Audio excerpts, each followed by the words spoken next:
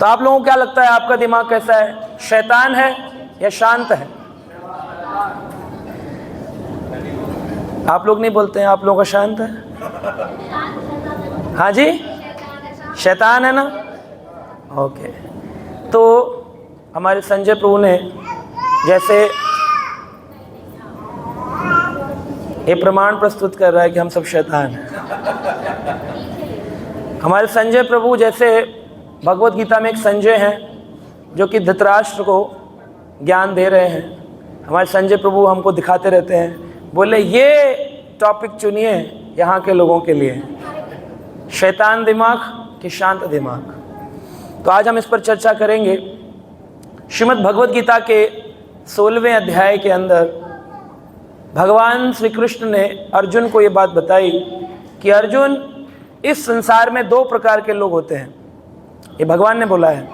इसमें से कोई भी बात ऐसी नहीं है जो हमने अपने मन से करी हो। ज़्यादातर प्रवचनकारी, सत्संगकारी लोग अपने मन की बात बोलते हैं कि अच्छा करो, बुरा मत करो, किसी से द्वेष मत रखो, अच्छे वचन बोलो। लेकिन महाराज जी बोले कैसे, वो तो तरीका बताओ, वो कोई नहीं बताता। और आदमी घूम फिर के 15 साल सत्संग करके वहीं का वहीं जहाँ से शुरू हुआ था। लेकिन इसका सार मिलता है भगवत गीता श्रीमद् भागवत में। तो आज हम जो भी चर्चा करेंगे वो भागवत या श्रीमद् भगवत गीता के आधार पर करेंगे।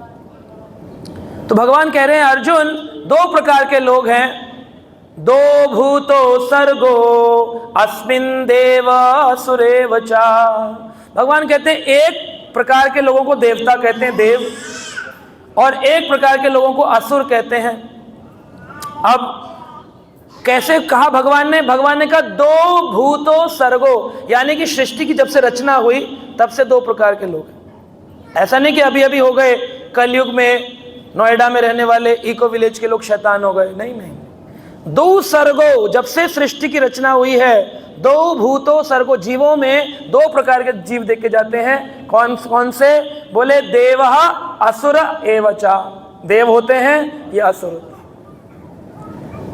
तो आप बोलेंगे असुर तो टीवी सीरियल में आते हैं ना, सींग वाले, दांत वाले वो होते हैं असुर। लेकिन प्रभु जी हम तो सुर हैं, मिले सुर मेरा तुम्हारा। हम लोग तो सुर हैं, देवता हैं। तो टीवी सीरियल में केवल दृष्टांत रूप में प्रस्तुत किया जाता है कि देखो भाई असुर कैसे होते हैं, सींग वाले, दांत वाले। ऐसा नहीं है। शास्त्र कह रहे हैं जिनकी प्रकृति सतोगुणी होती है वह देवता होते हैं, और जिनकी प्रकृति रजोगुणी और तमोगुणी होती है वह असुर होते हैं। अब आप कहेंगे सतोगुणी क्या होता है, रजोगुणी क्या होता है, तमोगुणी क्या होता है? सतोगुणी वो व्यक्ति है जो भगवान को अपने जीवन का केंद्र मानकर सात्विक आहार खाके सादा जीवन, ऊंचा विचार। इसका हर कुछ अलग होगा। भजन भी सुनेगा तो ऐसे सात्विक, तेज म्यूजिक इसे अच्छा नहीं लगता, ढोल नगाड़े अच्छे नहीं लगते, वस्त्रों में ज़्यादा रंग बिरंगा पसंद नहीं है, सादा सा, कभी सफ़ेद पहन लेगा कभी पीला पहन लेगा, बस ज़्यादा रंग नहीं। घर में भी सफ़ेद दीवारें, भजन में भी एकदम शांत, खाने में भी सफ़ेद चावल, सब कुछ सफ़ेद है इसका मन भी सफ़ेद होता है। लेकिन रजोगुण जैसे आता है, मैं कुछ करके दिखाना चाहता हूँ समाज में, परिवार में, लोग मुझे समझते नहीं हैं, तब उसके अंदर रजोगुण की जब भावना उत्पन्न होती है तब उसका आहार भी बदलता है। चावल में फ्राइड राइस आ जाता है, उसमें थोड़ा मसाला आता है, मिर्ची आती है, तीखापन आता है, थोड़ा खट्टा नींबू डालो, थोड़ा सलाद बनाओ, थोड़ा ये करो, थोड़ा चटनी बनाओ, तो रजोगुणी भोजन उसमें आता है। कुछ कर कर दिखाने की भावना आती है। मैं इस बार 2 BHK की जगह 4 BHK का मकान बनाकर समाज को दिखाऊंगा।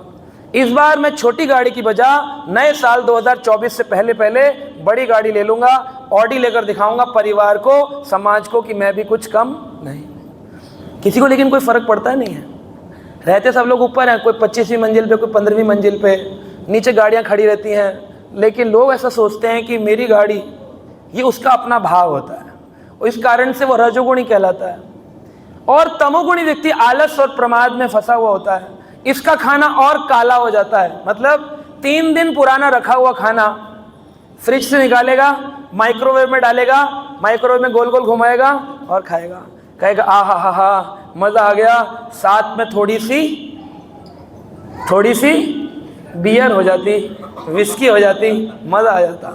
इसको पुराना खाना खाने में मज़ा आता है। और पत्नी से कहता है स्वाद नहीं है, तो स्वाद के लिए उसमें लहसुन प्याज का तड़का डाल देती है, तो बासी खाना भी ताजी लगने लगता है। तो ऐसे लोग बहुत सोते हैं, सूरज उगने के बाद उठते हैं 8, 9, 10 बजे। ये लोग सूर्यवंशी कहलाते हैं क्योंकि ये सूरज के समय उठते हैं। और जो भक्त होते हैं वो चंद्रवंशी कहलाते हैं क्योंकि वो चंद्रमा के रहते रहते उठ जाते हैं। तो आप लोग कौन है, सूर्यवंशी हैं कि चंद्रवंशी? आप हैं अकेली चंद्रवंशी हैं। तो इस प्रकार से यह 2 प्रकार के जीव हमें देखने को मिलते हैं। इनका गाना भी अलग अलग होता है। आप किसी भी व्यक्ति को देख करके बता सकते हैं ये रजोगुणी है, ये तमोगुणी है। रजोगुणी व्यक्ति को फिल्मी गाने बड़े पसंद होते हैं, ना ना ना ना ना ना ना ना ना ना, रजोगुणी पकड़ा गया। तमोगुणी व्यक्ति को टांग टांग टांग टांग, लाइट्स बंद कर दो, लाइट लगा दो, टांग टांग। तमोगुणी पकड़ा जाता है व्यक्ति उसके आचार विचार व्यवहार से 2 मिनट में आप पकड़ सकते हो ये सत्वगुणी है, रजोगुणी है। आप कहेंगे हमने तो भक्ति का चोला पहन लिया, तिलक लगाते हैं, प्रभु जी सत्संग में जाते हैं, अब हम रजोगुणी तमोगुणी नहीं है, हम सत्वगुणी हो चुके हैं। बड़ा सरल है, पीछे से गाना लगा दो, हम बने तुम, तो इसकी ऐसे चुटकियां बजने लगेंगी, हरे कृष्णा कृष्णा कृष्णा। चुटकी बज रही है लेकिन हरे कृष्णा चल रहा है। तो चुटकी बजने से, चुटकी नहीं बजाएगा तो रोक लेगा अपने आप को, अपने मन को, नहीं मैं भक्त बन चुका हूं, मैं चुटकी नहीं बजा सकता, लोग देख रहे हैं मेरी ओर, मैं भक्ति विशाल लीडर हूं। तो इसके पैर बज रहे होंगे धीरे धीरे, पता चल जाएगा टैपिंग कर रहा है, कहीं ना कहीं इसको आनंद आ रहा है।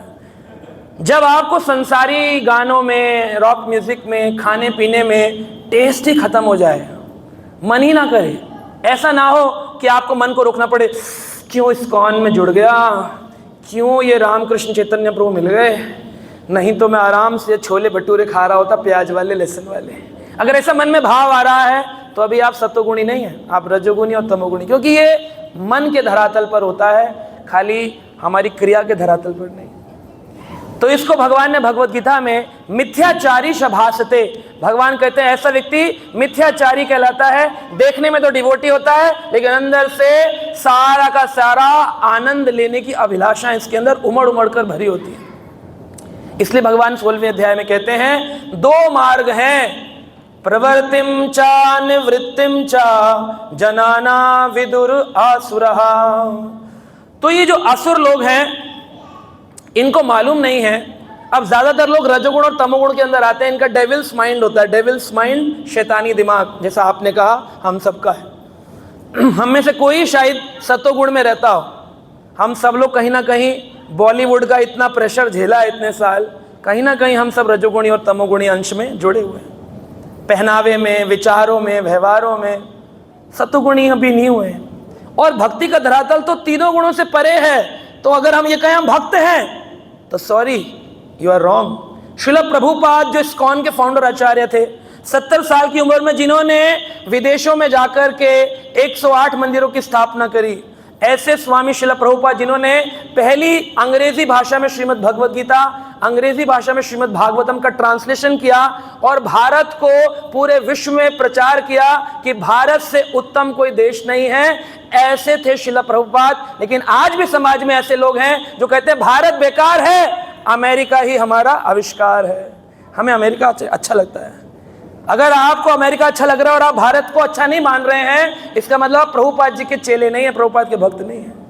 विचार है भक्तों के, बहुत सारे भक्तों के विचार हो सकते, किसी को कनाडा जाना है, किसी को ऑस्ट्रेलिया जाना है, मैं दुबई होकर आया था। घूमने फिरने का शौक है हम सबको, लेकिन हम अभी प्रभुपाद जी को समझ नहीं रहे। प्रभुपाद जी ने पूरे विश्व में प्रचार किया। वो प्रभुपाद से एक व्यक्ति ने पूछा, Swami ji who are you? तो स्वामी जी ने कहा, I am a devotee of Krishna, मैं कृष्ण का भक्त हूं। और स्वामी जी अपनी छड़ी लेकर आगे चले गए। जब थोड़ी दूर गए थे फिर वापस घूम कर आए, बोले एक्सक्यूज मी, बोला यस स्वामी जी। कहा सॉरी, मैंने कहा कि मैं कृष्ण भक्त हूं, नहीं नहीं नहीं, मैं कृष्ण भक्त बनने का प्रयास कर रहा हूं। किसने कहा? तो अपने को स्टैंप लगा देना, मैं भक्त हूं जी, डिवोटी हूं जी, मेरे को मंदिर में डिवोटी हूं जी, मैं डिवोटी। कोई डिवोटी नहीं, हम साधका हैं, साधका यानी जो अपनी साधना के माध्यम से अभी उस ओर जा रहे हैं। भक्त तो बहुत ऊंचा स्तर होता है, बताएंगे आपको अभी भक्त क्या होता है। तो ये जो असुर हैं इनको मालूम नहीं होता प्रवृत्तिम चा निवृत्तिम चा।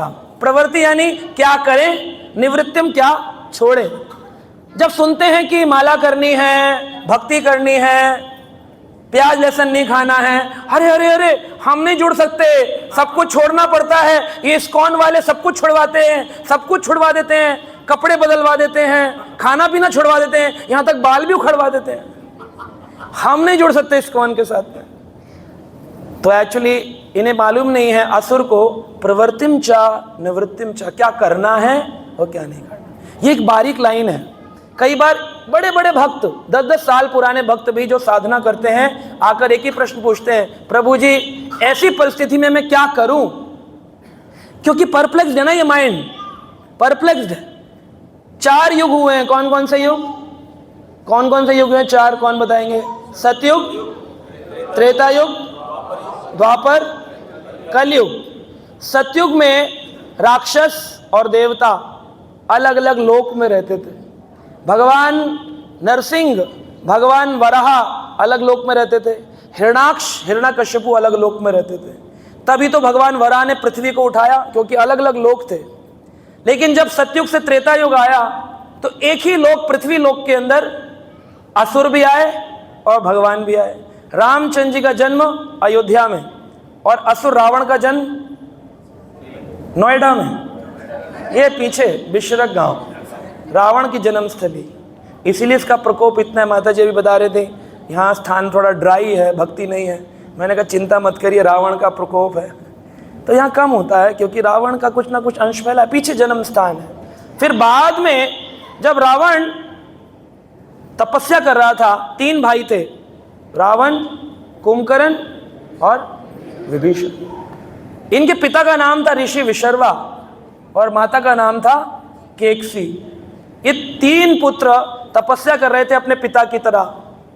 लेकिन माँ आई और माँ आकर के कहती है, कैसे पुत्र हो गए मेरे, कैसे पुत्र हैं मेरे, मैंने तो सोचा था मैंने सिंह के रूप में अपने बच्चे को जन्म दिया, यानी शेर के बच्चे को जन्म दिया है। मैं अपने को सिंह नहीं समझती थी, लेकिन मैं तो गर्दभी निकली। गर्दभी यानी गधी, मैं गधी निकली, क्योंकि गधी जो होती है वो पूरा जीवन बोझन ढोती है अपनी पीठ पर घास खाने के लिए। बच्चे पैदा भी करती है लेकिन कोई बच्चा उसकी सहायता नहीं करता। लेकिन शेरनी ऐसी होती है जो एक बच्चा पैदा करके आराम से गुफा में जाकर सोती है। छोटा सा शेर का बच्चा जाकर शिकार करता, अपनी माँ को लाके खिलाता है। कहा मैंने तो सोचा था 3 लड़के हैं, मैं सिंहनी हूं, लेकिन मैं तो गर्दभी निकली, गधी निकली, तीनों बच्चे बेकार निकल गए, तपस्या कर रहे बैठ करके। रावण बोला, माँ तुम क्या चाहती हो? सबसे बड़ा था, बोला मैं चाहती हूं कि तुम्हारे पिता की जो दूसरी पत्नी से, ऋषि विशर्वा की दूसरी पत्नी से, जिसका नाम था इड़ाविड़ा, इड़ाविड़ा के एक संतान है जिसका नाम है कुबेर। और कुबेर ऐसा पुत्र है जिसने विश्वकर्मा की सहायता से अपनी माता के लिए लंका सोने की नगरी बनाई है। सोने की नगरी बनाई है इड़ाविड़ा के पुत्र कुबेर ने। पुष्पक विमान में उड़ता है और मेरे बच्चे ये बिशरक में बैठ के क्या कर रहे हैं? नोएडा में तपस्या कर रहे हैं। मैं तो गधर्वी निकली। तो रावण के अंदर माँ ने क्या कर दिया? तेज उत्पन्न कर दिया।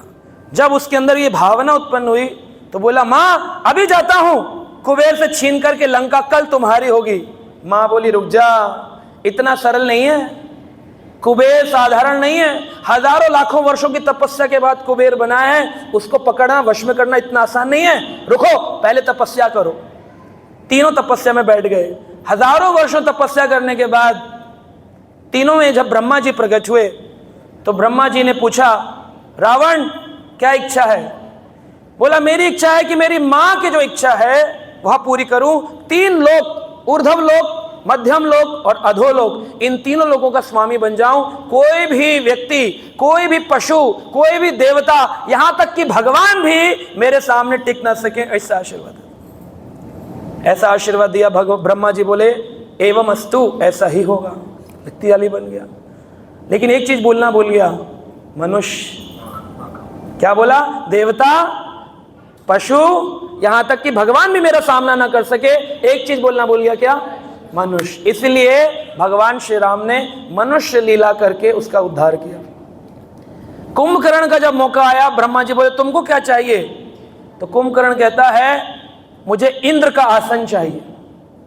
तो उसने अपने मन में प्लानिंग बनाई थी इंद्र आसन, और जैसे ही विचार कर रहा था, ब्रह्मा जी ने सरस्वती को कहा अगर इसने इंद्र का आसन मांग लिया तो असुर देव संग्राम हो जाएगा, युद्ध हो जाएगा, कुछ करो। तो ब्रह्मा जी की पत्नी सरस्वती दौड़ करके उसकी जिह्वा पर बैठ गई, और वो इंद्रासन बोलने की जगह क्या बोल गया? निंद्रासन। ब्रह्मा जी बोले निद्रासन? बोले हाँ। एवं अस्तु। 6 महीने सोएगा, एक दिन उठेगा, फिर 6 महीने सोएगा। सिर्फ एक दिन उठता था साल में, खाता था, फिर सो जाता था। विभीषण का मौका आया, विभीषण का नंबर आया तो विभीषण से पूछा विभीषण तुमको क्या चाहिए? विभीषण बोला तीनों लोगों का स्वामी तो आपने मेरे भाई रावण को बना दिया है, निद्रा का आसन आपने मेरे भाई कुंभकर्ण को दे दिया है। हे ब्रह्मा जी, मुझे एक ऐसी वस्तु दीजिए जो संसारी लोगों को प्राप्त करना दुर्लभ हो, ऐसी वस्तु दे दीजिए। ब्रह्मा जी बोले ऐसी वस्तु जो संसारी व्यक्ति के लिए दुर्लभ हो? वो तो एक ही वस्तु है। बोले क्या? बोले श्री राम का नाम, इसको प्राप्त करना लोगों के लिए दुर्लभ है। अंगूठी बना लेंगे, गाड़ियां बना लेंगे, बंगले बना लेंगे, बच्चे बना लेंगे, अमेरिका में सेटल हो जाएंगे, लड़ लेंगे, झगड़ लेंगे, गाली दे लेंगे, लेकिन राम का नाम नहीं ले सकते। ये दुर्लभ वस्तु है संसार में जो किसी के पास नहीं है। तो ब्रह्मा जी बोले तुम्हें मैं राम का नाम देता हूं, एवं अस्तु।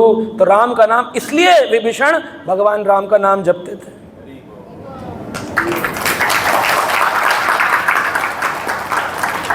एक ही गर्भ से 3 बच्चे हुए, एक ही मां से, इन्हें सहोदर कहते। सहोदर यानी from the same womb the 3 children are coming, one is in mode of goodness, one is passion, one is ignorance.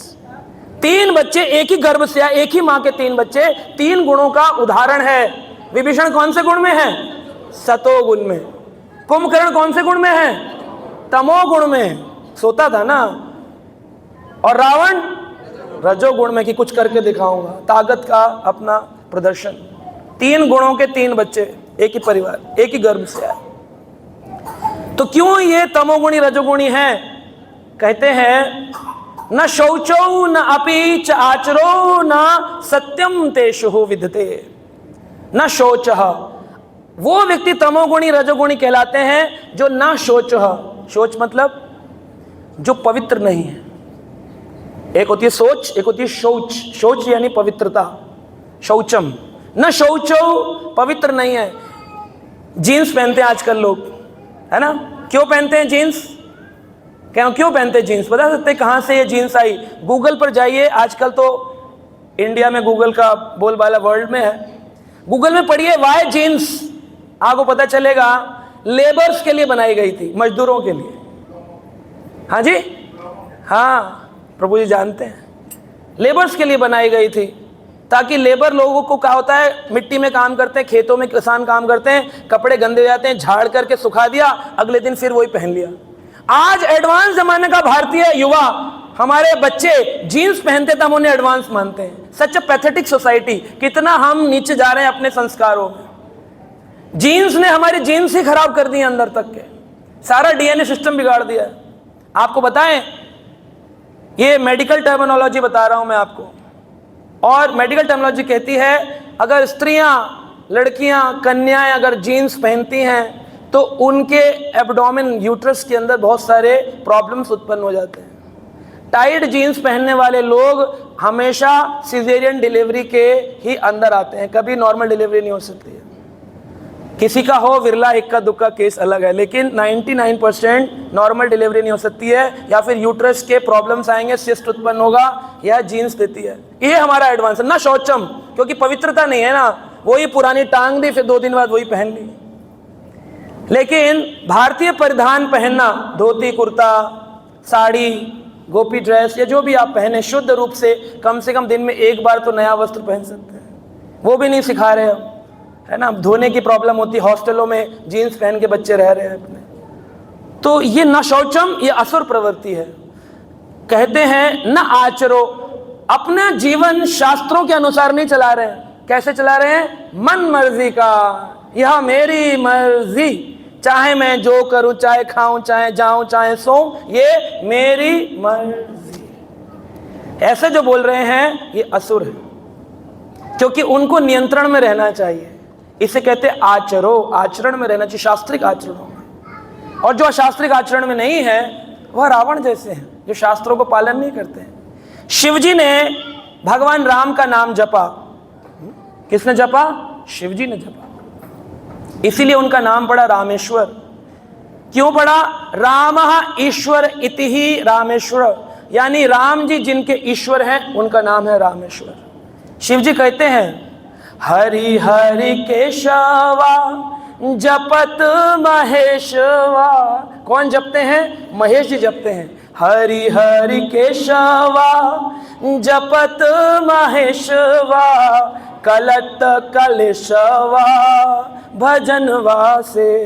ये जो भजन है इससे कलेश कट जाते हैं। 3 कलेश, आदि दैविक, आदि भौतिक, आदि आत्मिक, जन्म मृत्यु जरा व्याधि सब कट जाते हैं। तो हरि हरि केशवा जपत महेशवा, कटत कलेशवा भजनवा से। भजन से सारे क्लेश कटते हैं। शिव जी जप रहे हैं, गणेश जी जप रहे हैं, दुर्गा जी जप रही हैं, पार्वती जप रही हैं, लक्ष्मी जी जप रही हैं, हमें प्रॉब्लम हो रही है, हम नहीं जप सकते, टाइम नहीं है, हम जीन्स वाले हैं ना, हमारे पास टाइम नहीं है, हम जीन्स वाले हैं। पार्वती ने शिव जी से पूछा, शिव जी आप आंख बंद करके क्या जपते रहते हो? शिव जी ने कहा आराधना नाम सर्वेशाम विष्णु आराधना नाम परम। मैं विष्णु परम आराधना का नाम जपता हूं, राम जी का नाम जपता हूं। ये कहाँ आता है? बोले जी पद्म पुराण के अंदर हमारे ही ऋषि मुनियों ने लिख करके दिया है। हमें अपने बच्चों को सिखाना चाहिए। मैथमेटिक्स हमारे भारत ने पूरे विश्व को दी है ना। भास्कराचार्य कहाँ से थे? भारत से थे कि विदेश से थे? हाँ जी, भारत से थे। आर्यभट्ट कहाँ से थे? भारत से थे, विदेश से थे। भास्कराचार्य की यूनिवर्सिटी आज भी है द्वारका में हमारे, भास्कराचार्य यूनिवर्सिटी, वहाँ मैथमेटिक्स के प्रोफेसर पढ़ाने आते हैं। और भास्कराचार्य को लोग भूल करके विदेश जाना चाहते हैं, बोले वहाँ ज़्यादा अच्छा है, ये तो बेकार है ना भारत। सुश्रुत आचार्य पहले सर्जन हुए, कहाँ से हुए? भारत से हुए, अमेरिका से हुए। फिर आपको भारतीय कल्याण में क्यों तकलीफ होती है?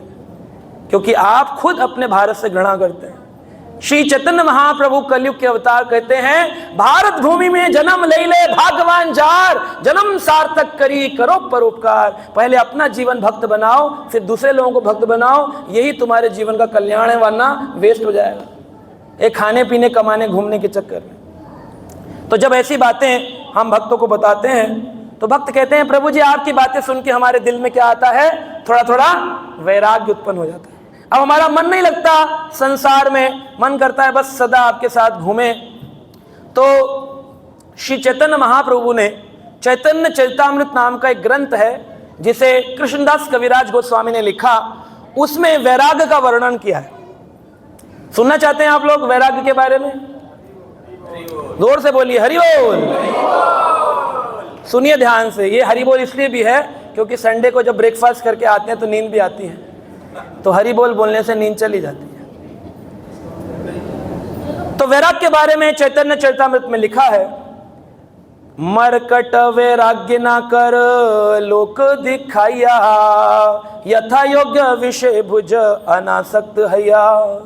चैतन्य महाप्रभु ने कहा मरकट वैराग्य ना करी लोक दिखाइया। वैराग्य होना चाहिए लेकिन लोगों को दिखाने के लिए मरकट वैराग्य नहीं होना चाहिए। अब मेरा प्रश्न है, कौन बनेगा करोड़पति? मैं करोड़ रुपए तो नहीं दूंगा लेकिन करोड़ों से भी बड़ा हरिनाम आपको दे सकता हूं। तो ये कौन बनेगा महाकरोड़पति हो गया है कि? तो आपको प्रश्न का उत्तर देना है, मरकट कौन होता है? हाथ खड़ा करके, हाथ खड़ा करके बताइए। ये तो सारे भक्त लोग हैं, रोज कथा सुनते हैं। नए लोग यहाँ जो आए हैं, इको विलेज में रहते हैं आप, सच एन एडवांस सोसाइटी, पढ़े लिखे। मरकट शब्द क्या होता है? मरकट, हाँ कौन बोला? हाँ, वेरी नाइस, बहुत सुंदर। प्रभु जी के लिए ताली बजाएंगे जोर से। महादेव शिव संस्था के ये एकदम पायनियर है, प्रभु जी बता रहे थे। आज मेहनत सबसे ज़्यादा करते हैं प्रभु जी हमारे। प्रभु जी ने बता दिया मरकट यानी बंदर। अब देखिए वैराग्य में, शास्त्रों में 6 प्रकार के वैराग्यों का वर्णन है। कितने प्रकार के? अब इसे ध्यान से सुनिएगा, नोट कर लीजिएगा। वैराग्य सबके जीवन में आता है, इन 6 में आपके अंदर भी आता होगा। देखते हैं कौन सा वैराग्य आप पर एप्लीकेबल होता है। ठीक, पहला वैराग्य जिसको हम कह रहे हैं मरकट वैराग्य। मरकट वैराग्य यानी बंदर का वैराग्य। अब बंदर भाई साहब देखने में तो बड़े वैरागी लगते हैं, ना कपड़े हैं, ना डिग्री है, ना बैंक बैलेंस है, कुछ भी नहीं है, मस्त पेड़ पे इधर से उधर, उधर से इधर छलांग मारते हैं कि नहीं? कोई टेंशन नहीं, कोई कपड़ा नहीं, लगता है ये तो लंगोटी से भी परे चला गया है, ये तो अवधूत स्थिति में परमहंस हो चुका है। लेकिन जैसे ही 1 किलो अमरूद की टोकरी उसके सामने, या आम की टोकरी आए, या केले की टोकरी आए, तुरंत उसका वैराग्य भोग में बदल जाता है। तो इसको कहते हैं नकली वैराग्य, मरकट यानी बंदर के जैसा वैराग्य, जो कि ऊपर ऊपर होता है, अंदर नहीं। जब हम लोग जाते हैं ऋषिकेश, हरिद्वार, तो वहाँ पर कई आपको ऐसे साधु दिखेंगे जो लंगोटी में आग लगा करके चारों तरफ बैठे हैं, हट योग कर रहे हैं, है ना। आप उनके पास जाओ तो कहते हैं हट, मैं हट योगी हूँ। तो आप हट जाते हैं, कह रहे नहीं बाबा कहीं गुस्सा करके शराब वराब ना दे दे। कंडे लगा लेंगे चारों तरफ और हट करेंगे, पानी के अंदर खड़े हो जाएंगे, जय बम बोल बम, यहां तक खड़े, है ना। और बाहर निकलकर जब आएंगे 1-2 घंटे उनको ऑब्जर्व करो। एक बार मैंने एक को देखा 6 घंटे तक पानी में था, 6 घंटे बाद बाहर निकल कर आया, आकर के सिगरेट की दुकान पर गया, कहता है एक रेड एंड व्हाइट देना, मुंह में लगाया। मैंने कहा क्या कर रहे हैं? कह रहे बाबा खड़े खड़े थक गया है। तो ये जो है ये मरकट वैरागी है, देखने में वैरागी है लेकिन इसके अंदर भोग की वासना है। दूसरा वैराग्य है जिसे आवेश वैरागी कहते हैं। ये आप लोगों के परिवार में होता होगा, घर के अंदर आवेश वैराग। पति पत्नी में जब अनबन हो जाती है तो क्रोध आ जाता है, मुझे तुम्हारी शक्ल ही नहीं देखनी है, मैं तो शादी करके फंस गई तुम्हारे साथ, अरे मैं तो बोल रहा था अपनी मम्मी पापा से इससे मत करो, पता नहीं क्या था कि इसी से कर डाली। ऐसा झगड़ा होता है, कहता मुझे तेरा मुंह नहीं देखना, कहती मुझे तेरा मुंह नहीं देखना, और दोनों अपने अपने काम में लग जाते हैं। आधे घंटे बाद इसको भूख लगती है और आधे 1 घंटे बाद इनको अपनी शॉपिंग के लिए पैसा चाहिए, तो दोनों कॉम्प्रोमाइज़ करके फिर दोबारा से यथारूप आ जाते हैं। वो पैसे ले लेती है, वो खाना खिला देती है, और फिर इस तरह से परिवार देखते हैं दूसरे दिन फिर वहीं का वहीं आ गया। और 30 साल शादी के निकल जाने के बाद कहते हैं 30 साल हो गए लड़ते लड़ते, लेकिन हमने छोड़ा नहीं, हमने छोड़ा नहीं।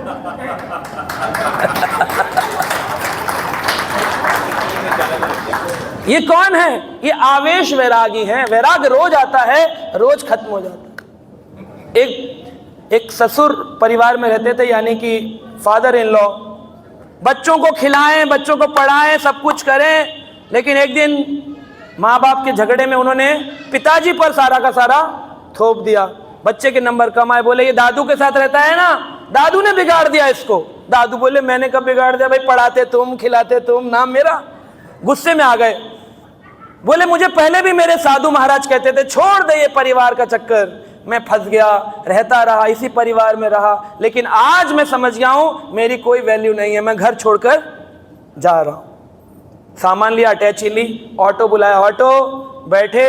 अब बच्चे कह रहे अरे पिताजी ऐसे नाराज मत होइए, घर छोड़ के मत। नहीं मैं जा रहा हूं। कह रहे कहां जा रहे हैं ये तो बता दीजिए। कह रहे आप तुमको मेरे से क्या लेना देना, मैं जा रहा हूं।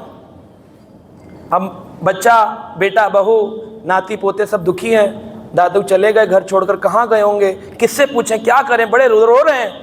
1.5-2 घंटे बाद जब तक ये रो ही रहे थे, ऑटो आकर के रुका, देखा दादू अटैची उतार के फिर उतर रहे हैं। कह रहे क्या हुआ, कैसे आ गए? कह रहे मैं तुम लोगों के कारण नहीं आया हूं, वो तो ये बच्चे मेरे को याद करेंगे, इसके कारण मैं लौट आया। तो ये आवेश वैराग जो है ज्यादा देर टिकता नहीं है, गुस्से गुस्से में, आवेश में आता है वैराग। फिर तीसरे प्रकार का वैराग है जिसको कहते हैं क्षणिक वैराग्य। क्षणिक यानी कि आया और विद इन मोमेंट्स खत्म हो गया। बहुत ही क्षणिक वैराग्य होता है।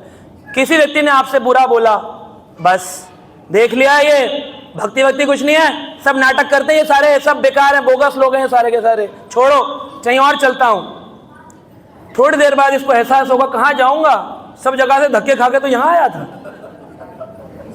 अब कहां जाऊंगा, सब जगह से धक्के खा के तो यहां भक्ति में आया था।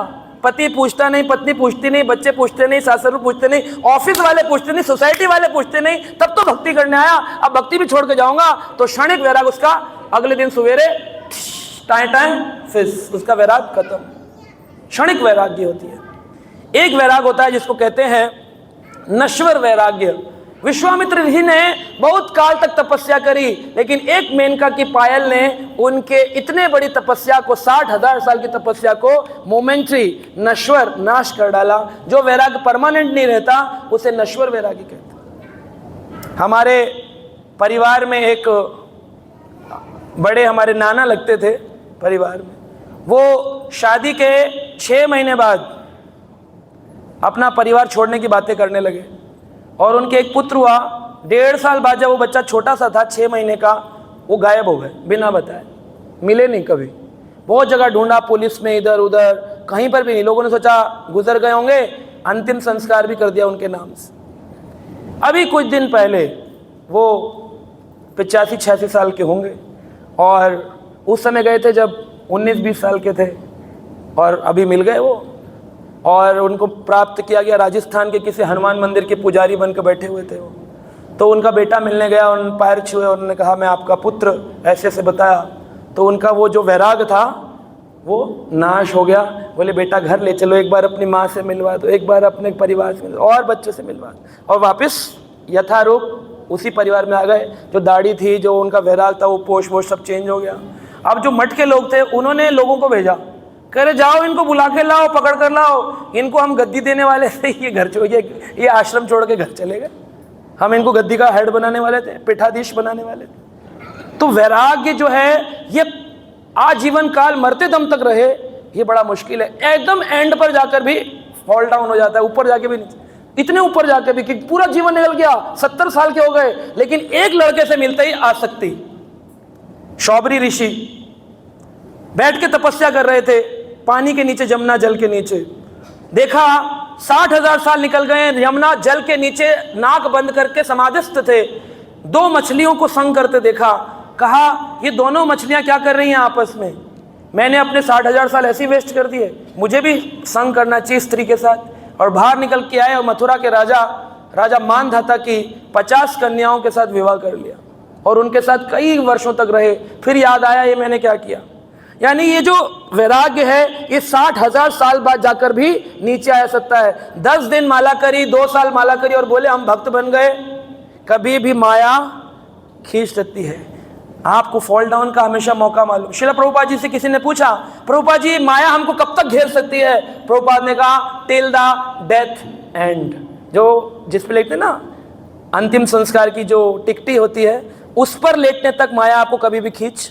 इसलिए ये नहीं बोलना चाहिए अरे अब तो हम कर लेंगे, माया से लड़ लेंगे, कौन सी बड़ी बात है, जो चाहे वो करेंगे, अब 2 साल से माला जप रहे हैं, कृष्ण इतना भी नहीं करेंगे। हाथी और मगरमच्छ का जो युद्ध हुआ वो 1000 साल चला। उसमें मगरमच्छ जो था वो माया है और हाथी वो जीव है, और वो पानी माया के अंदर मगरमच्छ खींच रहा है और हाथी युद्ध कर रहा है। ये दोनों का युद्ध 1000 साल चलता रहा। तो माया आपको पानी में खींचेगी और आपको उसमें से निकलना है, अपने सतोगुणी बुद्धि से वैराग को उत्पन्न करना। तो कितने वैराग हो गए?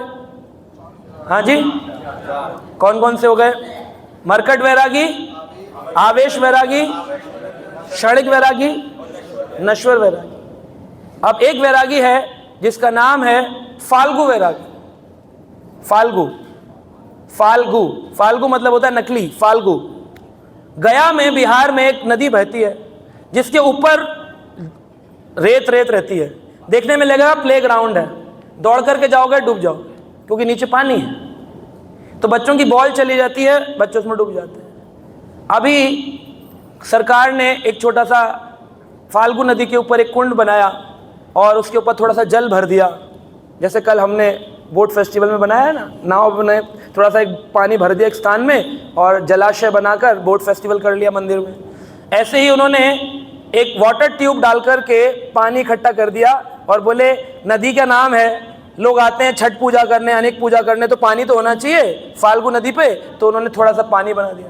अब पानी के अंदर खेलते खेलते कई बच्चे बाहर जब निकलते तो उनको याद ही नहीं रहता कि ये नकली पानी है और ये असली पानी है। वो नकली पानी को पानी समझने लगते हैं और जैसे ही बाहर निकलते हैं 25 से ज़्यादा बच्चों की मृत्यु अभी हो चुकी है उस फाल्गु नदी में, अभी रिसेंट में, क्योंकि उसमें मिट्टी है, ऊपर पूरी सतह पर मिट्टी है, लेकिन जैसे पानी पैर रखेंगे छपा अंदर। That is called Falgu. गया, गूगल पे सर्च करो, गया में फाल्गु नदी, फाल्गु, उसको कहते हैं फाल्गु वैरागी। ऊपर से तो सतह है, तिलक लगा दिया, धोती कुर्ता साड़ी कंठी, अंदर प्रसादम कब मिलेगा, हरे कृष्ण, प्रभु जी बहुत बोर कर रहे हैं, हरे कृष्ण,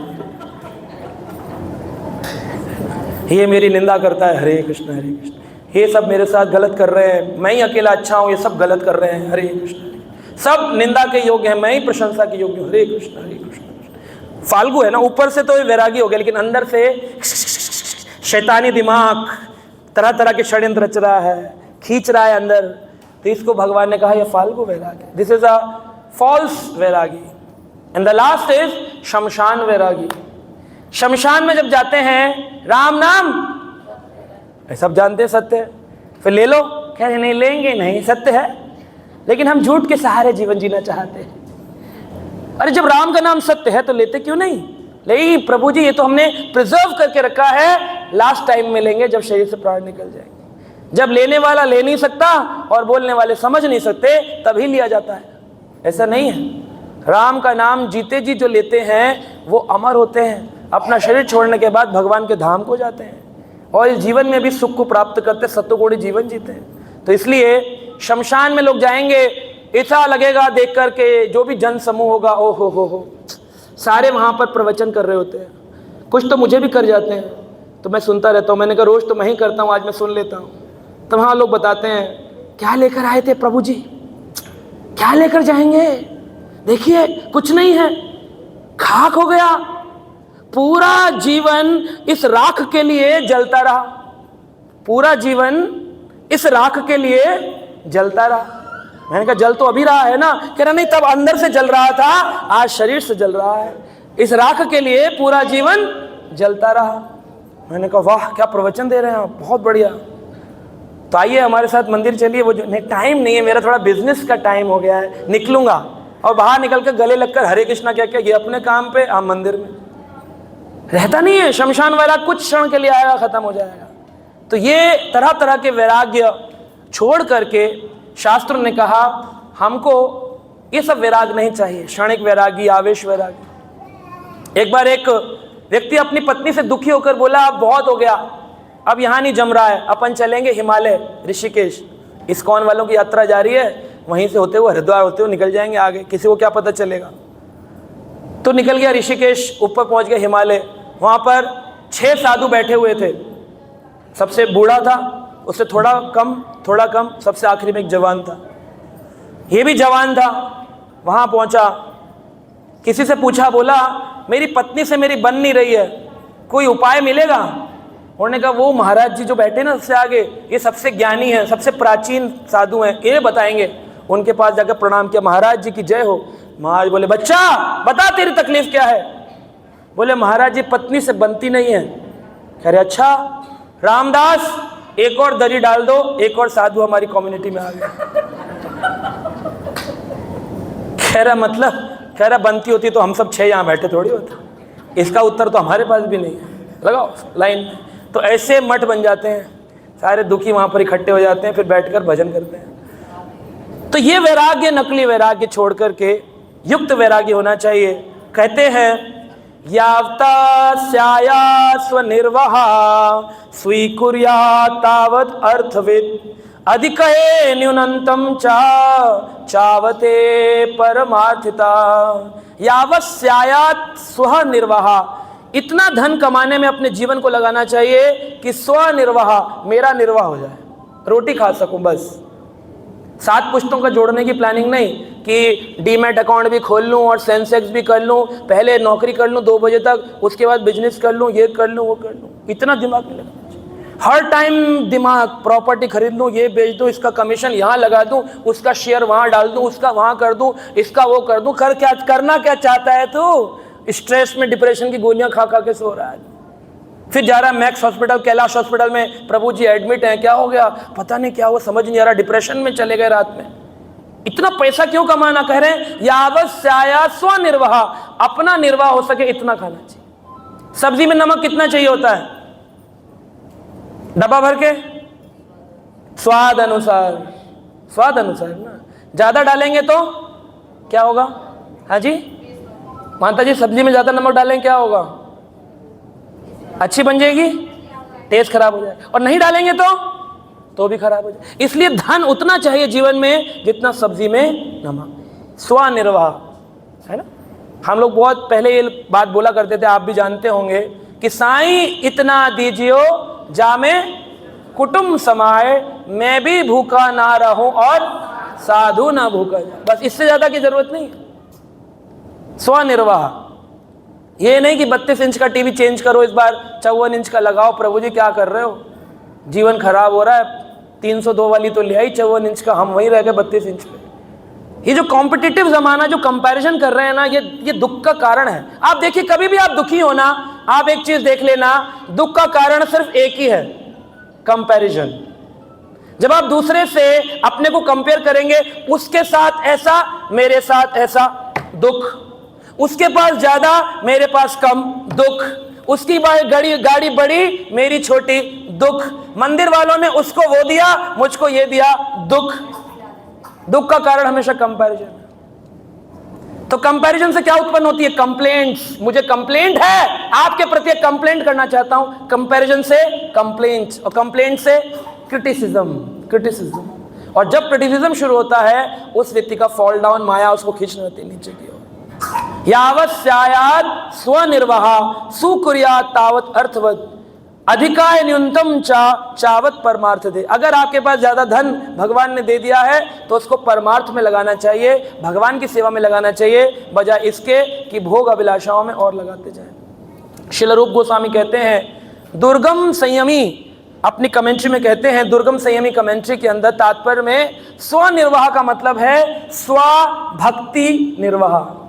स्वनिर्वाह का मतलब क्या है? स्वभक्ति निर्वाह। श्रील रूप गोस्वामी कहते हैं, जितने में मेरी भक्ति चल जाए ना, इतना धन चाहिए। स्वनिर्वाह का मतलब स्वभक्ति निर्वाह, दैट इज। बस मैं माला कर लूं, भगवान को भोग लगा के जीवन जी लूं, कीर्तन कर लूं, मंदिर चला जाऊं, ऑटो के पैसे मिल जाएं, मेट्रो के पैसे मिल जाएं, इतना मिल जाए बस, ज्यादा की जरूरत नहीं है। और ऐसे हजारों लाखों उदाहरण हैं हमारे इस्कॉन मंदिर में, जो बहुत कम कमाकर भी अपना जीवन अच्छे से गुजार रहे हैं। लाखों की कामना नहीं है उनको, करोड़ों की कामना नहीं है, और गारंटी है आपसे अच्छा जीवन जी रहे हैं, आनंद का जीवन जी रहे, रोज नाचते हैं। आप तो कभी कभी पार्टी में नाचते हो, हम लोग रोज नाचते हैं, है ना। आनंद का जीवन है। जब मैं कॉर्पोरेट में काम करता था 2010 में, तब मेरा मंथली पैकेज 2.5 लाख रुपए का था, और आज मुझे कोई रुपया नहीं मिलता। 12 साल हो चुके हैं, परिवार भी है, लेकिन मुझे टेंशन उस समय ज़्यादा होती थी, आज बिल्कुल भी नहीं। ऐसा नहीं तब मैं बहुत काम करता था और आज मैं कोई काम नहीं करता, आलस में पड़ा रहता हूँ। तब मैं सिर्फ 6 घंटे 8 घंटे काम करता था, लेकिन आज मैं 12 से ज़्यादा 18 घंटे तक भगवान का प्रचार के लिए जाता हूँ। लेकिन मुझे ज़्यादा आनंद अब आता है, तब आनंद नहीं आता था।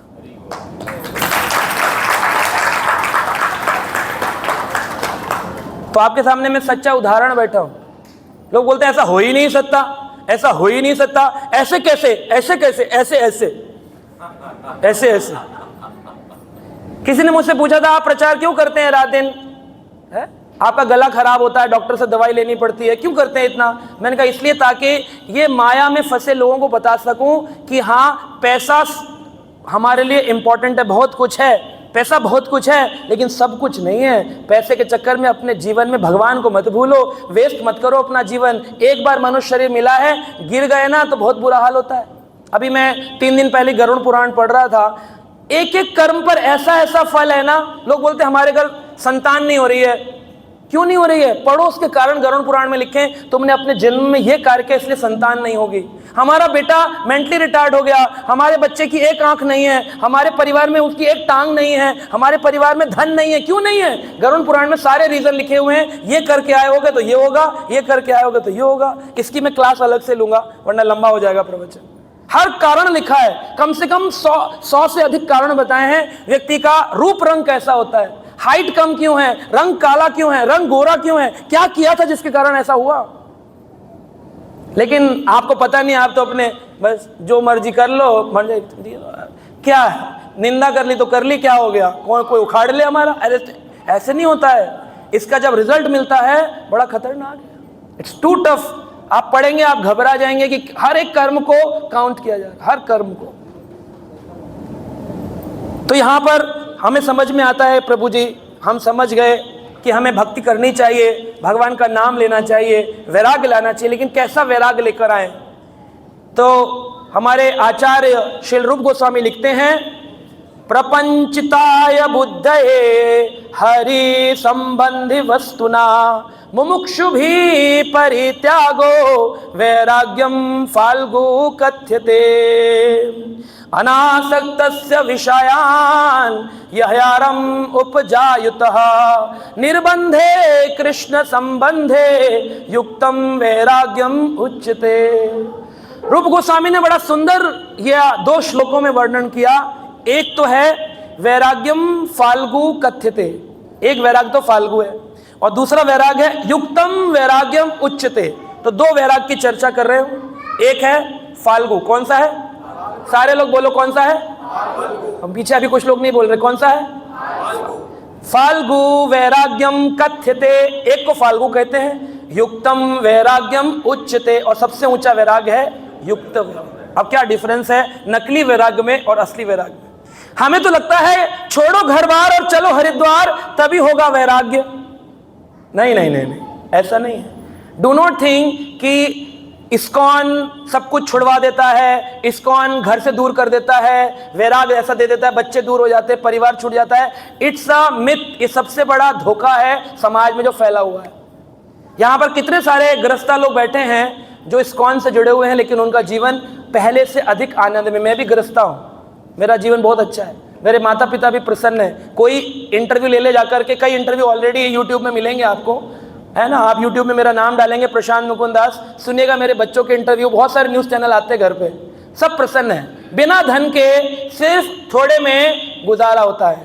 थोड़ा है, थोड़े की उसमें गुजारा हो जाता है, ज़्यादा नहीं चाहिए होता कि अरे ऐसे थोड़ी होता है पढ़ा लिखा के बच्चे को। मैं लंदन में पढ़कर आया, तो मेरे माता पिता तो सोचते होंगे हमारा तो जीवन ही लुटा दिया, बच्चा लंदन से पढ़कर आया और यहाँ पर कथा करने बैठ गया। यही करना था तो 12वीं पास करके कर लेता। लेकिन मैं आपको बताऊं, हरी कथा समझ में ही उसको आती है जो पढ़ा लिखा होता है।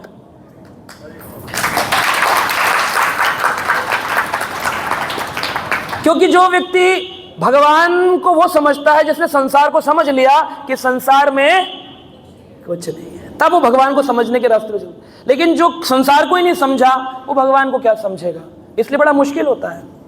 तो हम जड़ विद्या को तो लेते हैं क्योंकि नौकरी लेनी है, घर चलाना, ठीक है, लेकिन आध्यात्मिक विद्या लेनी चाहिए। तो प्रपंचिकाय बुद्धया हरि संबंध वस्तुना, ये जो प्रपंचिक बुद्धि है ये सोचती है हरि संबंध वस्तुना, ये संसार में हरि की जो वस्तुएं हैं ना सारी, परिवार में बच्चे हैं, फोन है, मोबाइल है, टीवी है, गाड़ी है, मुमुक्ष भी परित्यागो, मुक्ति का मार्ग पाने के लिए आपको इनका त्याग करना पड़ता है। मुमुक्ष भी परित्यागो, लेकिन ये क्या है? फाल्गु वैराग्य कथ्यते। जो व्यक्ति कहता है बच्चे छोड़ दो, परिवार छोड़ दो, बच्चे की बलि चढ़ा दो, पानी में डुबो दो, पत्नी को छोड़ दो, तब जाकर तुम साधु बनोगे, ये फाल्गु वैराग्य कथ्यते। इसको फाल्गु कहते, नकली वैराग्य है। तो जितने भी लोग मिले आपको कहें हमने परिवार छोड़ दिया, कह लेना ओ फाल्गु, नकली है तू।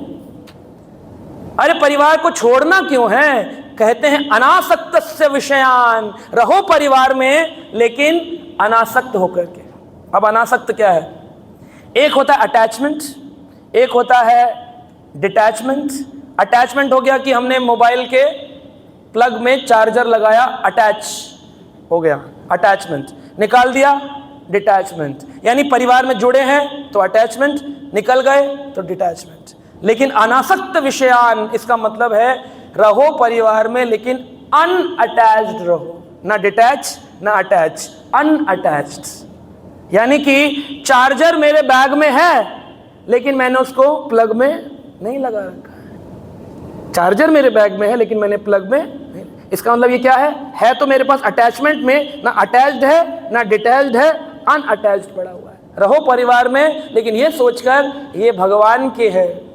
यथा आरम उपज्यते निर्बंधे कृष्ण संबंधे। ये जितने भी घर में लोग हैं ये सब कृष्ण के दिए हुए हैं। मेरा पुत्र, मेरी पत्नी, मेरा परिवार, मेरा घर, मेरी गाड़ी, और इनका उपयोग मुझे किसके लिए करना है? कृष्ण के लिए करना है। यह सोचकर अच्छे से अच्छा खाओ, अच्छे से अच्छा पहनो, अच्छे से अच्छा मकान बनाओ, अच्छे से अच्छी गाड़ी में रहो, लेकिन क्या सोचकर?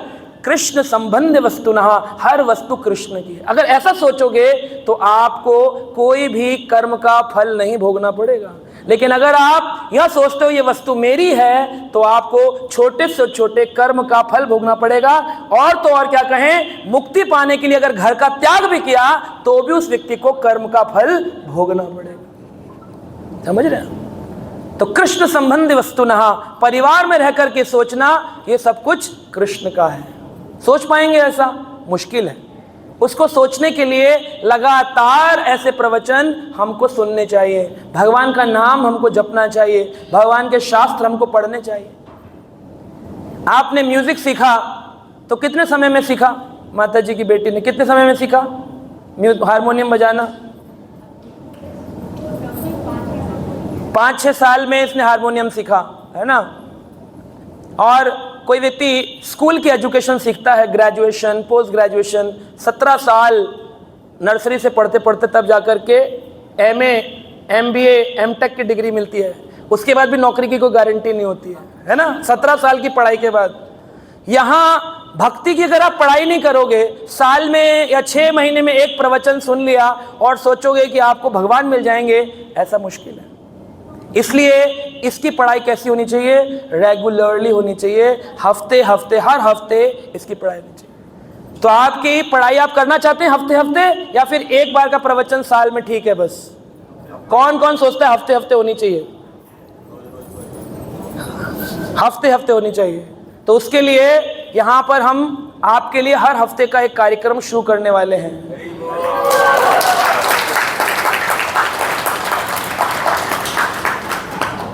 तो यहाँ पर हमारे बीच में रामकृष्ण चैतन्य प्रभु हैं। तो प्रभु जी यहाँ पर आपके लिए स्पेशल गीता क्लास चलाएंगे शनिवार इतवार, प्रभु जी, या खाली इतवार इतवार? संडे रहेगा, संडे रहेगा। और आप इनको अपने नाम लिखवा सकते हैं जो रेगुलरली आना चाहते हैं। मैं भी आऊँगा, मुझे बुलाएंगे ना बीच में, पता चले आप ही मुझे बुलाना बंद कर दिए। तो मैं भी आऊँगा, लेकिन प्रभु जी चलाएंगे। 6 महीने में कभी मैं समय मिला तो मैं आऊँगा यहाँ पर, और रेगुलरली ये ज्ञान को लेना है, इस गहरे ज्ञान को, और आपको आनंद आएगा। एक बार हमारे इस्कॉन के फाउंडर आचार्य श्रील प्रभुपाद जी से किसी ने पूछा, मान लीजिए आप कहते हैं कि कृष्ण कृष्ण कृष्ण कृष्ण है, और हम मरने के बाद ऊपर पहुंचे और पता चला कृष्ण नहीं है, तब क्या होगा?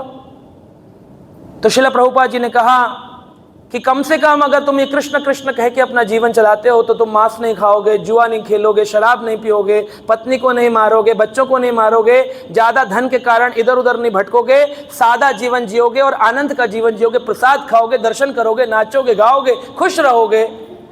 और मरने के बाद अगर पता भी चला कृष्ण नहीं है तो कोई बात नहीं, जिया तो खुशी से। लेकिन तुमने तो जिया दुखी होकर के, इधर शराब पी, उधर जुआ खेला, इधर मांस खाया, इधर पैसे खचोट, इधर नकली, इधर ड्रामा, इधर झूठ, इधर मार, उधर पीट, इतना करके ऊपर पहुंचे और पता चला कृष्णा है, तब तुम्हारा क्या होगा? जीते जी भी दुखी, मरने के बाद भी दुखी।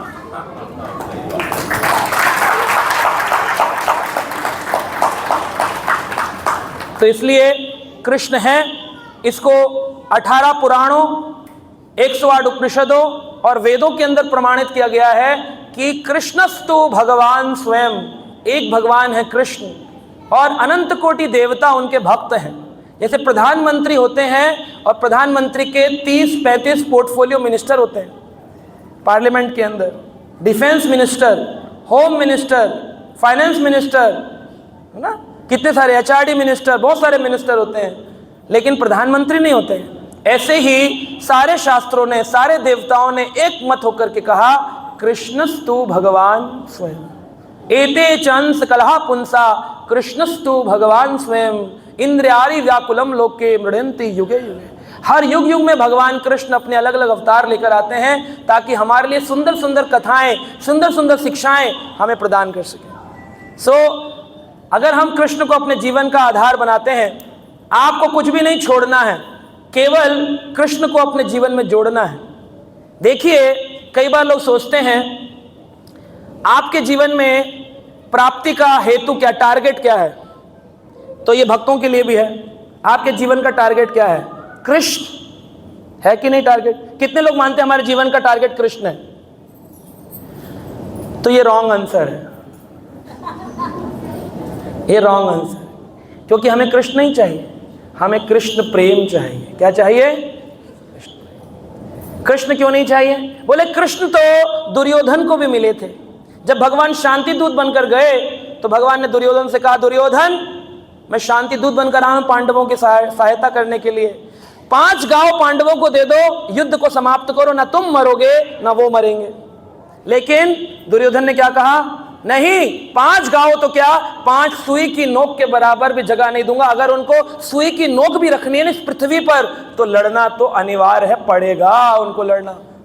और तू आया है ना उनकी साइड से, पकड़ लो इस ग्वाले को और बताओ कि दुर्योधन कौन है। भगवान ने अपनी प्रकाश लीला कर डाली, भगवान ने अपना चतुर्भुज रूप लेकर एक जोर का सहस्त्र सूर्यों जैसा प्रकाश निकाला। घबरा गया दुर्योधन, लेकिन फिर भी ये न माना कि कृष्ण भगवान है। यानी कि कृष्ण का पाना या कृष्ण का होना, दुर्योधन को कृष्ण मिले, कंस को कृष्ण मिले, हर समय कृष्ण का स्मरण करता है, कृष्ण उनको मिले।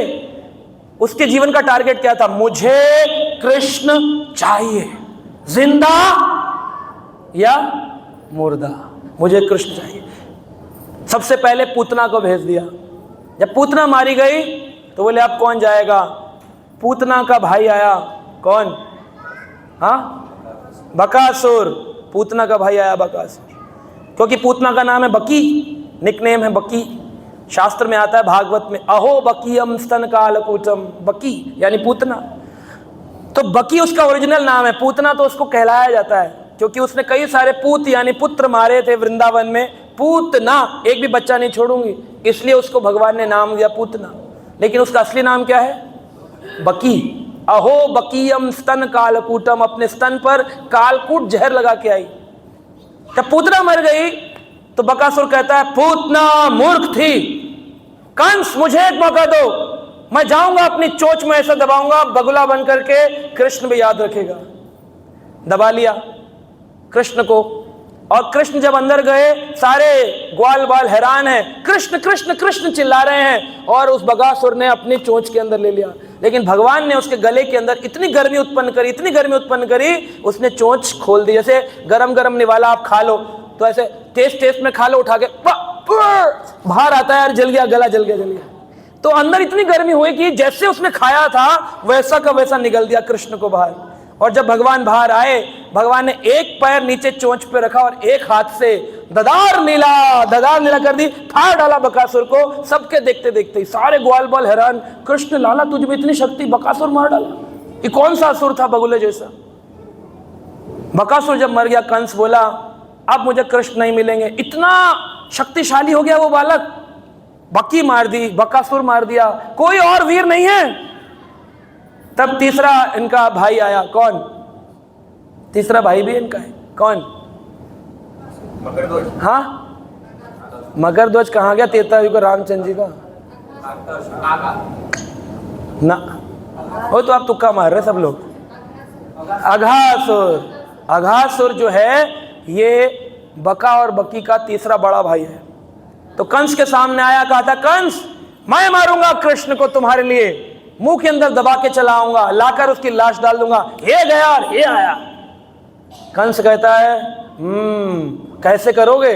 कहा मेरे पास बड़ी शक्ति है, अपने स्वरूप को ऐसा बदल लूंगा कि इतना लंबा सांप बन जाऊंगा, बच्चे सोचेंगे गुफा है और गुफा में आएंगे, मुंह बंद कर लूंगा। और अजगर को तो आप जानते ही हैं, एक बार मुंह में गया तो उसके अंदर अंदर मूवमेंट चलता है, बाहर नहीं चलता, अंदर अंदर मूवमेंट चलता है और पीछे तक जाके पूरा समाप्त हो जाता है। एक बार हाँ जंगल में देखा था, 2 पैर लटक रहे थे और एक अजगर पेड़ पे लटका हुआ था।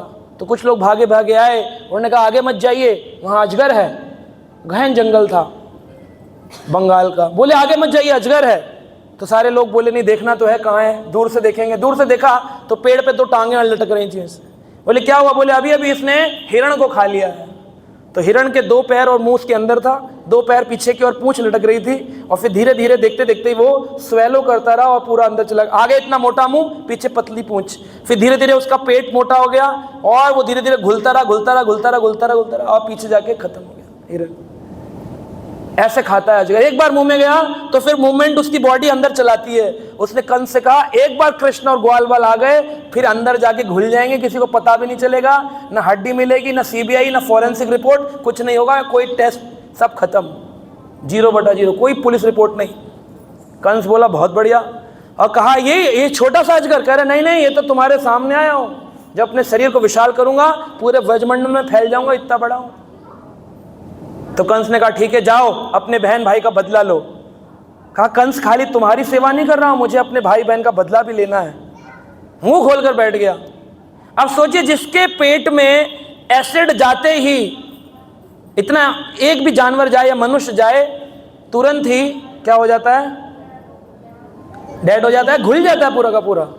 उसके अंदर कृष्ण और ग्वाल बाल गए। ये पाइथन जो होते हैं बड़े खतरनाक होते हैं। मुझे एक भक्त बता रहा था, बोले हमने विदेश में पाइथन पाला हुआ था, पाइथन घर में पाला हुआ था, अजगर, उसको खाना देते थे मांस खाने की। एक बार उसने 10 दिन 15 दिन से कुछ खाया नहीं था, तो डॉक्टर के पास ले गए, डॉक्टर के पास जो वेटरनरी डॉक्टर होते हैं जानवरों के।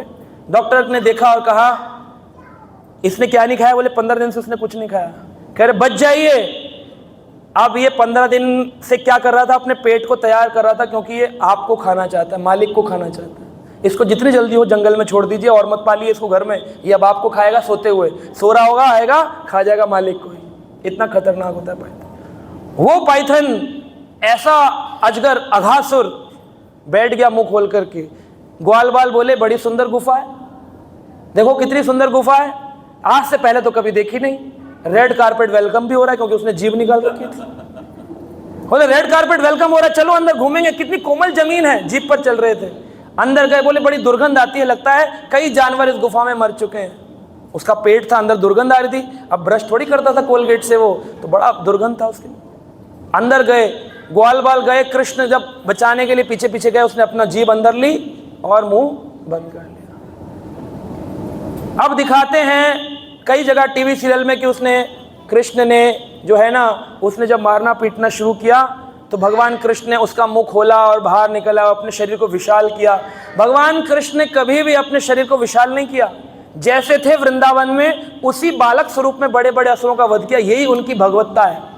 कोई भी देवता हो उसको अपने रूप को बड़ा या छोटा करना पड़ता है, लेकिन कृष्ण स्वरूप में जब भगवान स्वयं आते हैं वो 6 दिन के बालक रूप में बड़ी पूतना का वध कर देते हैं। उनको परिवार, अपने शरीर को विशाल नहीं करना पड़ता। ये भगवत्ता है भगवान कृष्ण। तो सोचिए ऐसे भगवान जब उसके पेट में गए अघासुर के, तो अघासुर तो हिलना बंद हो गया, सोच रहा था मर जाएंगे। इतना एसिड था कि अगर ऐसे टच करो तो उंगली वार नहीं आएगी, इतना एसिड था।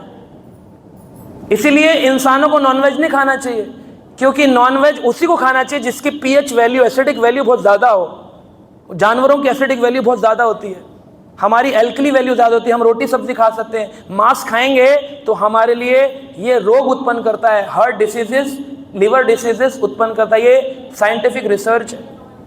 पीएच वैल्यू पर निर्भर करता है हमारे पेट में कितना एसिड है, वो कितना मांस को जल्दी गला सकता है। तो शेर खाकर गला लेगा 12 घंटे में, हमारा 3 दिन तक मांस पेट में पड़ा रहता है।